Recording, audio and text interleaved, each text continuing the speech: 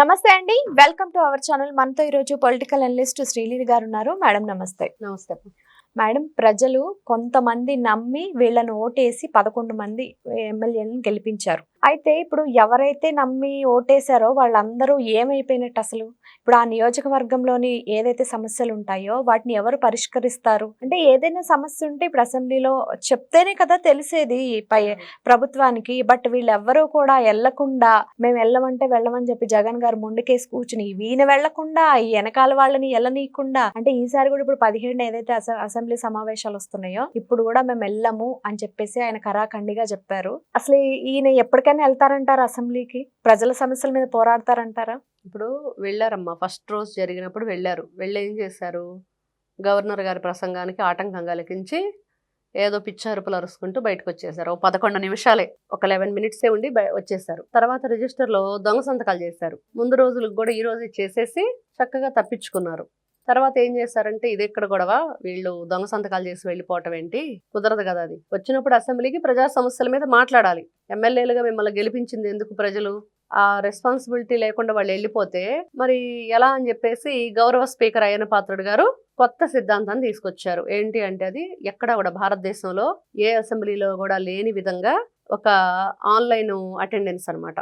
అది వెళ్ళి వాళ్ళ కేటాయించిన చైర్లో ఆ సీట్లో కూర్చుంటే మాత్రమే వాళ్ళు వచ్చినట్లుగా అటెండెన్స్ పడిద్ది. అది తీసుకొచ్చారు, ఎక్కడా లేదు, ఇప్పుడు మన స్టేట్లోనే ఉంది. అది తెచ్చిన తర్వాత కూడా దొంగల్లాగా వచ్చేసి ఏదో 11 నిమిషాలు ఉండి వెళ్ళిపోతామంటే కుదరదు కదా.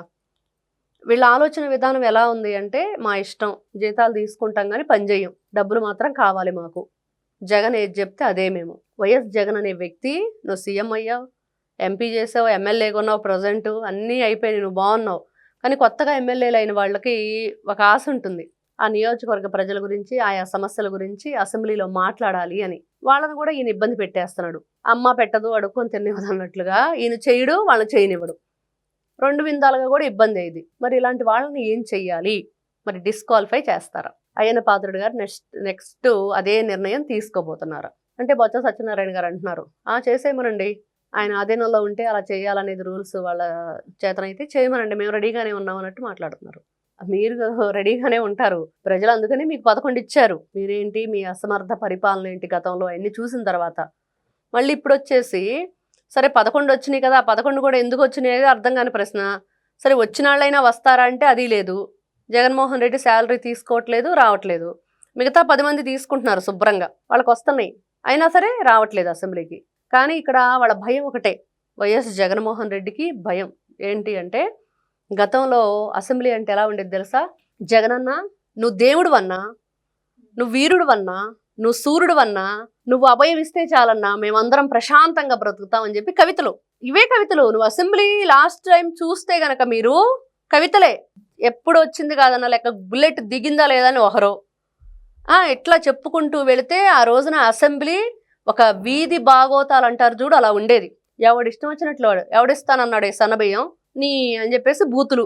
అదే జంధ్యాల గారి సినిమాలో బూతు బూతు బూతు అంట ఒక ఎకో సిస్టంలో వచ్చేది బ్యాక్గ్రౌండ్ మ్యూజిక్. అలాగా అసెంబ్లీ అంతా బూతు బూతు బూత్ అని చెప్పేసి 2019-24 మధ్య ఇదే నడిచింది. ఏంటి, కళ్ళు పెద్దవి చేస్తే బెదిరిపోతామా అని జగన్మోహన్ రెడ్డి డైలాగులు నారా చంద్రబాబు నాయుడు గారిని, దించు కళ్ళు దించు అని చెప్పేసి. వాళ్ళ బాడీ లాంగ్వేజ్ కానీ వాళ్ళ లాంగ్వేజ్ కానీ ఏది బాగోదు. అంత వరస్ట్ మనం ఎప్పుడు చూస్తుండం, ఇంకెప్పుడు చూడకూడదని చెప్పి కోరుకుంటున్నాం. అంత నికృష్టమైన జీవితాన్ని వాళ్ళు ఆ రోజున మనం చూపించారనమాట. ఇలా కూడా ఉంటారా? అవినీతి పనులు చేస్తూ ఈ రోజున నీతులు చెప్తున్నారు మీడియా ముందుకు వచ్చేసి. వీళ్ళే ఈ బ్యాచ్ అంతా ఆ రోజున చూస్తే అక్కడ ఒక్కొక్కరు ఒక్కో వేషం. ఈ సిదిరి అప్పలరాజు కూడా మామూలు యాక్షన్ చేయాలి ఆ రోజున. అందరూ వీళ్ళ ఓవర్ యాక్షన్ చూస్తే ఇంకా అసలు ఏ అవార్డు ఇవ్వాలో కూడా తెలియని పరిస్థితి ఆ రోజున అసెంబ్లీలో. తమ్మినేని సీతారామ స్పీకరు ఇంకా ఆయన మామూలుగా కాదు, ఏంటి సో వాట్, భయపడతావా నిన్ను చూస్తే అని ఆయన. అంటే నువ్వు ప్రతిపక్షానికి ఎట్లాంటి రెస్పెక్ట్ ఇచ్చావు ఆ రోజున స్పీకర్ హోదాలో ఉండంటే, సో వాట్, భయపడతావా నిన్ను చూస్తే? అది ఒక్కటి కాదు, వీళ్ళ గురించి చెప్పుకోవాలంటే చాలా ఉంది. మేడం, ఇప్పుడు ఎవరైతే 10 మంది మిగిలిన వాళ్ళు ఉన్నారో వాళ్ళని నమ్మి కదా వాళ్ళు ఓటేశారు ప్రజలు.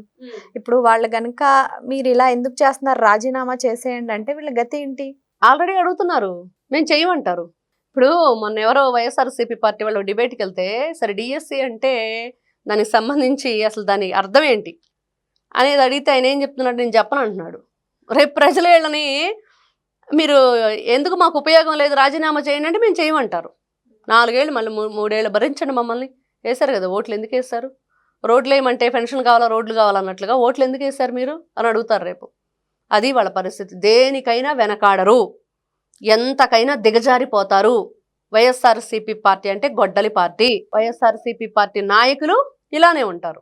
మేడం ఇప్పుడు ఎవరైతే ఈ 10 మంది ఉన్నారో వాళ్ళల్లో కొంతమందికి ఇప్పుడు రివర్స్ అవుతున్నారంట కదా జగన్కి. అంటే లేదు మమ్మల్ని నమ్మి ఓటేశారు మేము వెళ్ళాలి అని చెప్పేసి అనుకునే వాళ్ళు కూడా ఉంటారు కదా. ఇప్పుడు మరి అలాంటి వాళ్ళ పరిస్థితి ఏంటంటారు అసలు? వాళ్ళు నీతిగా ఉన్నారా, నిజాయితీగా అనుకుంటున్నారా? అనుకుంటే ఇన్ని సంవత్సరాలు ఎందుకు పట్టింది అనుకోవటానికి, బయటకు రావటానికి? ఇప్పుడు 164 స్థానాల్లో కూటమి ఏ విధంగా గెలుపొందిందో తెలుసు. 11 స్థానాలకు పరిమితం అయిపోయిన వైఎస్ఆర్సీపీ పార్టీ గురించి తెలుసు. అసెంబ్లీకి ఎందుకు రావట్లేదని చెప్పేసి అందరం అడుగుతున్నది తెలుసు. ఉన్న 11 మంది ఎమ్మెల్యేల్లో వైఎస్ జగను, పెద్దిరెడ్డి రామచంద్రారెడ్డి ఇద్దరు, ఈ విరూపాక్షి, ఇంకో 9 మంది ఎవరో అసలు మనకు తెలియని కూడా తెలియదు. ఆ నియోజకవర్గ ప్రజలు కూడా మర్చిపోయి ఉంటారు. సరే, వాళ్ళు ఇప్పుడు మీరు అంటున్నట్లుగా ఎదురు తిరిగి జగన్మోహన్ రెడ్డికి ఇక్కడ ఉండం, మేము వెళ్ళిపోతాం, మా ప్రజల కోసం మేము పోరాడాలి. 2.5 సంవత్సరాల క్రితం ఈ ప్రజలు లేరా? 2.5 సంవత్సరాల క్రితం వీళ్ళకి గుర్తు రాలేదా? ఇప్పుడు అవుతుంది కదా, 2 ఏళ్ళు కంప్లీట్ అయిపోయింది కదా మొన్న జూన్కి. మరి 2 years బ్యాక్ మీరు మీకంటూ ఒక ఆశయం ఉంది, ఆలోచన ఉంది, ప్రజలను మంచిగా చూసుకోవాలి, అభివృద్ధి చేసుకోవాలి మీ నియోజకవర్గాల్ని అనేది ఉంటే, మీరు దానికి కట్టుబడితే, ఖచ్చితంగా మేము చెయ్యాలి అనుకుంటే జగన్ ఆపగలడా? మీరు ఆగుతారా? ఆలోచించుకోవాలి వాళ్ళే. ఈ రోజున ఏదో అందరూ క్వశ్చన్ చేస్తున్నారనో, లేదులే మనం కూడా రేపు ఫ్యూచర్ గురించి కూడా ఆలోచించుకోవాలన్న నాటకాలు వేయటం కాదు. ప్రజల గురించి ఆలోచించే వాళ్ళైతే ఇప్పుడు దాకా ఉండరు. వచ్చేయండి మీరు, ఫస్ట్ వచ్చేసి అప్పుడు మాట్లాడాలి. ఈ రోజున వైఎస్ జగన్ అనే వ్యక్తి మీరేం అంటే, ఇక్కడ నేను కూడా ఎక్కడో విన్నాను, ఎమ్మెల్సీలు ముఖ్యం నాకు, ఎమ్మెల్యేలు ముఖ్యం కాదంటున్నాడని. లేకపోతే ఈ గెలుపోటములనే సహజం, కానీ ఆ ఓటమిని కూడా వాళ్ళ ఇన్ఛార్జీల మీద కూడా చాలా దురుసుగా ప్రవర్తిస్తూ వాళ్ళని మీరు ఉండటానికి వీల్లేదు ఆ పదవుల్లో అని చెప్పేసి కూడా చాలా మెంటల్గా డిస్టర్బ్ చేస్తున్నాడు అని చెప్పేసి వైఎస్ జగన్ తెలుస్తుంది. నిజమే కనుక అదైతే ఎవరు పనిచేయరు ఇంకా పార్టీ కోసం. ఇప్పుడు ఓడిపోయినంత మాత్రాన ఇన్ఛార్జీలు ఏం చేస్తారు? నువ్వే మంచోడు కాదు, నీ పార్టీ మంచిది కాదని చెప్పి తెలుసు. మీకు 151 స్థానాల్లో కూర్చోబెడితే ఆ రోజున ప్రజలు మీరేం చేశారో తెలుసు. ఒక అభివృద్ధి లేదు, ఒక కంపెనీ రాలేదు, ఎవరికి మీరు ఉద్యోగాలు ఇచ్చింది లేదు, అన్నీ మనకు కనిపిస్తున్నాయి కదా. మరి అలాంటిది ఇంకా వైఎస్ జగన్ అనే వ్యక్తికి ఎంతమందిని పెట్టుకొని ఎన్ని రకాలుగా వాళ్ళ చేత ఇన్ఛార్జీలనో లేకపోతే ఇంకోటనో పెట్టినా ఏం ఉపయోగం? వీళ్ళు ఫైనల్గా అసలు వెళ్తారా మేడం ఎప్పుడైనా అసెంబ్లీకి?